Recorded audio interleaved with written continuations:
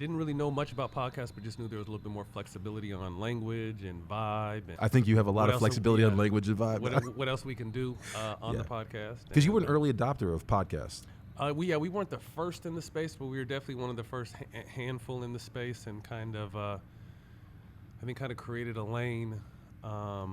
Due to I think our chemistry and then our guest list. I put our guest list up against any show, podcast, regular show, whatever. I think we've had an amazing guest list. I would agree.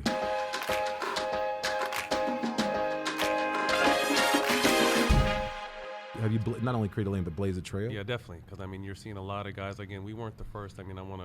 First one that comes to mind, I think, was Q Rich and Darius Miles. Former teammates of mine, but since there's been a ton from Draymond to JJ to Paul George has a good podcast now. So there's a bunch of guys out there that are doing it because I think it's great. For so long, what was written or what was said on TV was word, whether you be an athlete or entertainer or whatever. And I just think we've created a platform for people to not only tell their side, but really tell their whole entire story and feel comfortable doing it. Is that why you're doing it? What's the primary reason? What are you getting at with this? Us telling our own stories, I think, is the main thing, and then obviously motivating people to do the same. Us as people of color, athletes, entertainers, people in the public eye. And again, when I first came up and when we came up, what was written in the paper or what was said on TV was kind of the final word. We never really had a rebuttal on it. It was a derivation of probably centuries old newspaper, traditional, which was run by an establishment. Didn't necessarily had a narrative. Never really favored us. And if it happened to be a mistake that we had made, it was front page. But if later on, when the facts came out, it was the last two lines and the smallest print on the last page. Right. The world has changed. Is it changing because Absolutely. of efforts like this? I think like this, but just more social media now. You don't even really need a platform now or a podcast now to really tell your story. If you have an engaged fan base, you can talk directly to your fans from your phone. But as far as a wide-reaching audience, I definitely feel like podcast space have kind of created a safe space. Some of them, I can't speak for all of them. Some of them have created a safe space to feel comfortable and tell their story. Where do you get off feeling like you have a story to tell beyond being an NBA player of 14 years, drafted in 2002 by the Grizzlies, Bill Campbell, high school in Fair Oaks, and then our UCLA basketball? Yeah, because it's, you look at that and you think, oh, hey, you made the jump and you had a successful career, but, getting my career off the ground, first of all, I was drafted, then cut, and had to go to the G League for a season. Fayetteville Patriots? Fayetteville Patriots, yeah. How was that experience? Honestly. Humbling, but good. Because I think, like I said, I think everyone kind of exhales when you're drafted thinking, hey, I made it. But, I exhaled and I didn't make it. You have this amazing combination of blue-collar workman-like yet artistry in your work. Like, has that always been the case? Yeah, I just think the grind and the toughness. I was someone who was a football player first. Your brother played my ball brother too? played. Yeah, my brother played a handful of years in the CFL. My dad was a weekend warrior. So football is my first sport. Continued to grow and thought that there would be a little bit more longevity in basketball. Lucky enough to go to UCLA. Had fun there. Again, drafted in the second round, cut G League, and then the journey began. This is maybe the second year of the G League. So living conditions were tough, traveling conditions were tough, and I'm just like, no disrespect to the situation, but I felt like I was better than the situation I was put in. And to me, right there is when I started working, because I had never, working out is, you got kids have trainers at 6 and 7 now. When we were coming up, we just played a lot. You were just feeling your way through it. We just hooped. That's when I really started to realize, okay, if you want to make this dream become a reality, you got to work for it. And, the grind began then. What does that look like, the grind? Working your ass off. Understanding how to work. Obviously I worked out, for a handful of years when I was able to make it, but I credit Bobby Jackson, former 6th Man of the Year, Sacramento King, because I'm from Sac, and in the summertime I always get a chance to go up to Arco and work out with those guys, and I worked, but I never really knew what NBA work was like. I didn't really have no one put their arm around my shoulder like, hey, this is what you need to do, until I met Bobby. When you were working out with him, were you in high school, college? College. Okay, so you would go up in the summer. So I would see it. And then once I'd go up in the summertime. And then again, once I got drafted, it was maybe the summer going into my senior year, I kind of started going up to Arco and working out with those guys. And then, got drafted, cut, played this season in the G League, and then that following summer is when Bobby kind of put his arm around me as far as just understanding the work I needed to put in and the attempts I needed to get up on a daily basis, and really try to make it like a routine and understand what this grind was like. Was he talking about the business of it? Like, what was the? No, it was just the work side. Okay, got it. The business side I didn't catch on to, and really, to be honest with you, the business side of the game came a little bit later because, you know, I was on year-to-year deals and had to understand what that was like. So not only was I playing for the team I was on, but I was auditioning for the rest of the league, and that's what I try to tell kids, whether it's summer league or you're on a one-year deal. Every single night is your audition. You know, if you get a chance to step on that floor, every single night is an audition. Although you want to do the best job you can for your team, the whole league gets a chance to see you. Are they receptive to that idea, or is it tough to get them to purchase that? I mean, it's up to them. I mean, I can only tell them. You know, I'm not going to pound nothing in their heads. I'm just going to tell them, you know, the way my journey happened. And I think my journey is a lot more common than, you know, a Devin Booker or a Kevin Durant, because those are rarities. Those are superstars. I'm a blue-collar guy that really had to put that hard work in and bounced around before I got my footing. But not only, I would say, blue-collar or workman in some ways, and then elevated artistry in other ways, because you're talking about you're an NBA champion, one of very few people who can say that in the world, and you've had a 14-year career, which is not an accident. Yeah.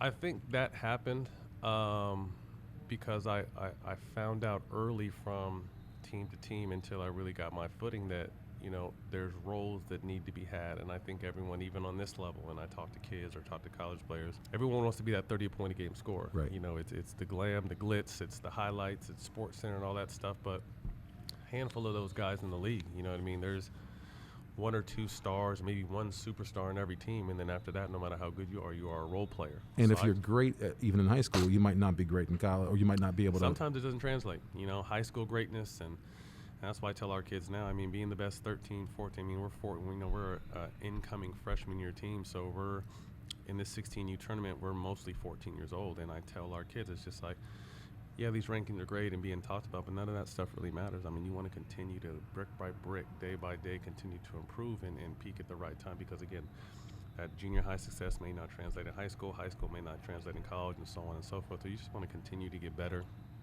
ignore the rest of the BS, and know every day you step on that court, you put that work in. How much older was Bobby than you when he started to pull you along? Anywhere from 5 to 7 years older. Do you feel a sense of responsibility to younger people based upon Absolutely. Because Absolutely. of what he laid for you? Absolutely. You know, again, it was organic. It wasn't so much like, hey, let's sit down and talk. It's just, hey, let's put in that work. And, you know, obviously because we were we were working together, that's what translated to me. Now that I'm not working with a majority of these kids or younger kids, I just try to give them, you know, just to understand. But the one thing what I said will change is, again, when we were coming up, it wasn't I played football, baseball, basketball, track in high school, so I never worked out for any sport. I just played, you know, but now these kids are getting trained at a young age. And the one thing I've tried to highlight to parents is don't make it a job too early. You know, make sure they love it and make sure it's something they want to do. And if they want to do, you know, then put that full-time commitment in. You're here with West Coast Elite. We're at the Summer Classic in Seal Beach, California. Yes. What are you doing here? I'm out here with my 8th grade going into 9th grade team. We've been fortunate enough we've been one of the top ranked teams in the country for our age group for the last 3 or 4 years. Touched one a couple times, peaked it two a few times. Yeah.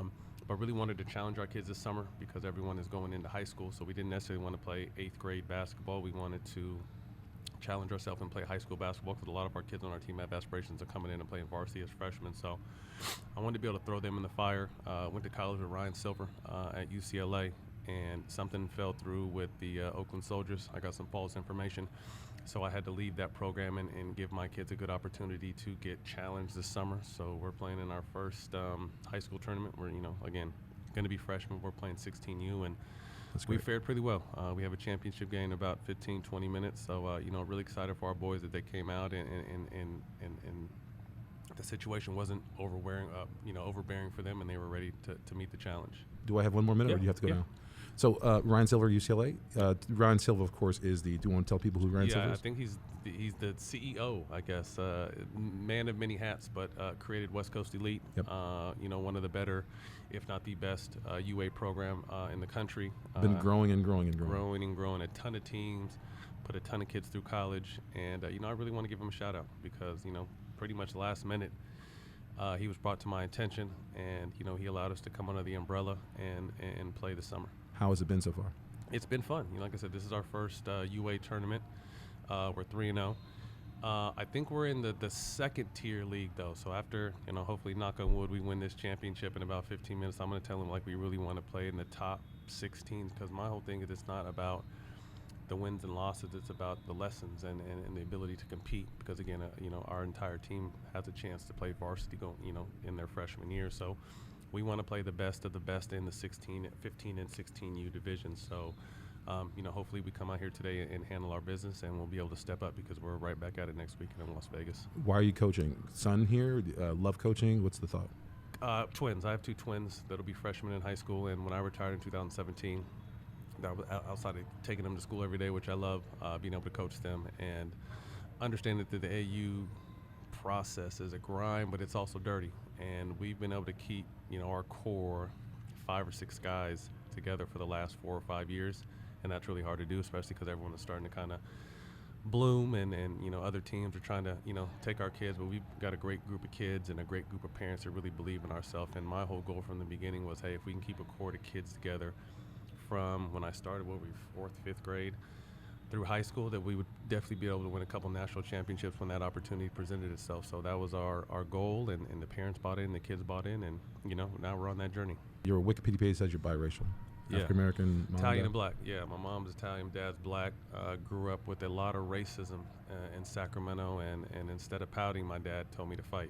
Was he the African-American? Yeah, my dad was black. So that's where kind of I got the chip on my shoulder, and my toughness was not necessarily because I think I'm tough or a badass, but I just grew up fighting against racism and fought so much until it went away. So that kind of mentality kind of stuck with me, and it really helped me through my career. So you're an on-camera talent podcast, Fox is PN. You're also coaching, so you do a lot of things and do a lot of things well. I think what it was in early on, although we came from a lower middle-class neighborhood with pretty much every race from Mexican, black, Chinese, Cambodian, you name it, my parents always put me in white schools. And so I never went to school with the kids in my neighborhood, and I used to hate it.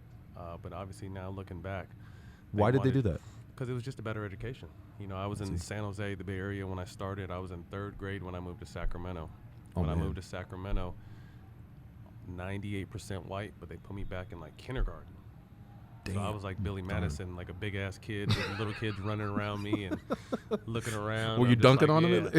No, it was just for the schoolwork, and then I'd get to go outside and play with the older kids. But I think remembering that, I just remember from there on out, they had always put me in schools where they felt like I had the best chance to not be distracted, but also get a good education. Have you gone back and thanked them for that?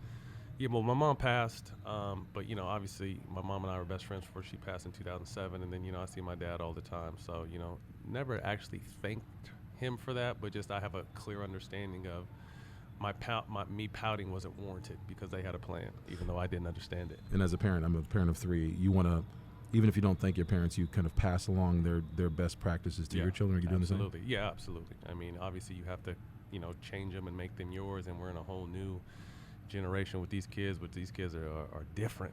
But obviously, having teenage boys allows me to stay connected to what is coming and where I'm at right now. So I've tweaked it here and there, but definitely between my ex-wife and I, and then my fiance and I with our youngest son, it's just it takes a village, and we want to not only raise solid athlete but better men. Renaissance man, great mind, great athlete. Sound like a really good dad too. Thank you very much for joining us. I know you got to go. Good luck in your finals. Thanks.